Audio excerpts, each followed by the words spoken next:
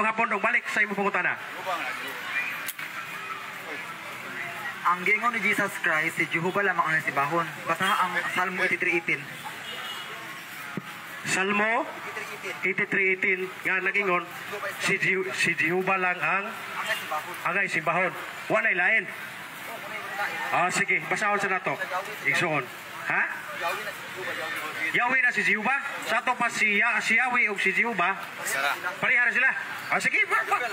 Sa Jehovah lang ta. Tanaw na to ha. Dili, largahan ka na.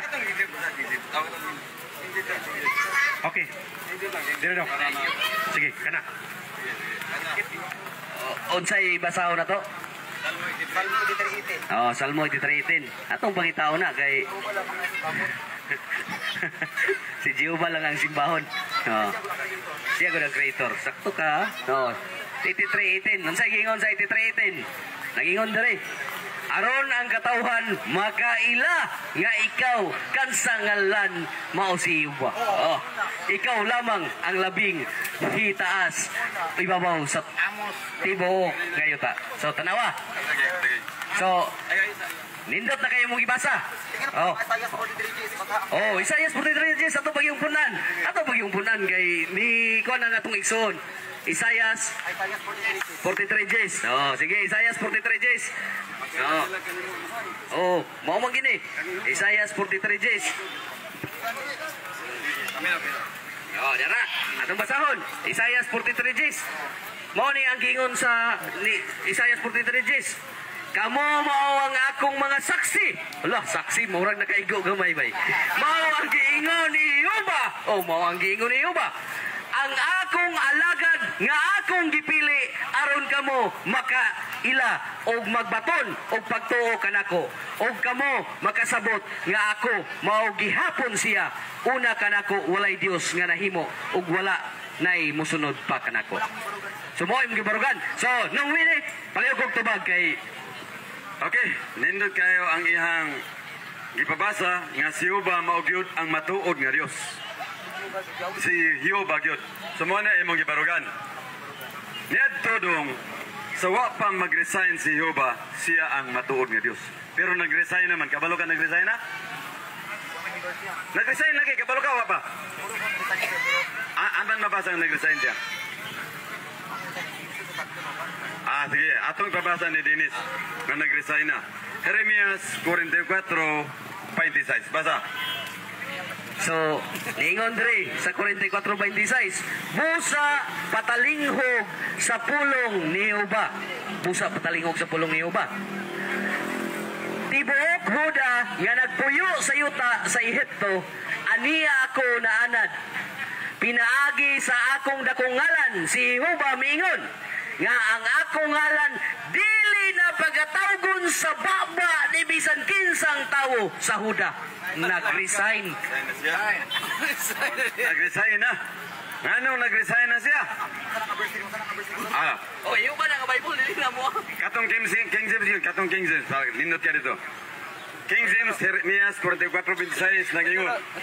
Busa pamati kamo sa pulong ni Jehovah. Ako si Jehovah nanumpa pinagi sa dako kong ngalan. Aron nga nga akong ngalan dili na hisgutan sa baba sa bisan kinsang tao. Di na pahisgutan nga naman ang tanang gahom gitugyan na ngadto sa yang anak nga si Jesus. Unang di na siya. Tiwa sige. Ang mo yon gika nga ang tinod nga saksi. Dili. Mesa. Mo yon kado nga ang tinod nga saksi di magbagak. Dili kan magbagak ang tinod nga saksi. Dito ba lang? Saan magayo? Ha? Yes or no ra? Ha? Dili. Kaniya sa buhat 22:15 ang tinuod nga saksi nakahikap, nakakita og nakadungog. Dito din ka ani kabuas sa paglansang ni Kristo sakno. Nakahikap ka ba? Kaya niangkod ka man nga saksi karon. Ano? Malagi, kaya yung man ang Biblia. Basaha ko no, Brad. Basa ako naman, be. Kanisa, mawin. Ha? Kanisa. Napa yun? Ang tinuod nga saksi, nakahikap, nakadungog, o nakakita. Kauban mo, pagbuhat sa kalibutan. Unya, nung saan mga kapasaksi ni Ubang o manikaligto, ano nagsaksi-saksi, magkagawa magkaligto di ay. Ano yung napagsaksi, kita, bailin, saksi na kas Biblia, pero wakas panghitabo. Wakas dito sa panghitabo. Nanahin mo ka saksi, kaubang ka sa Diyos, pagin mo sa kalibutan, may saksi ka sa niyuba. O siya ba ay magsimba, ano, nga nung isaksi man ka, nga man di kita.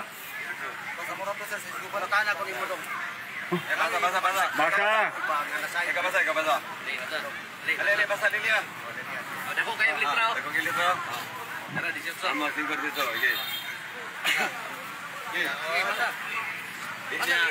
Di niya mabasa. Kunalay basa. Kunalay basa.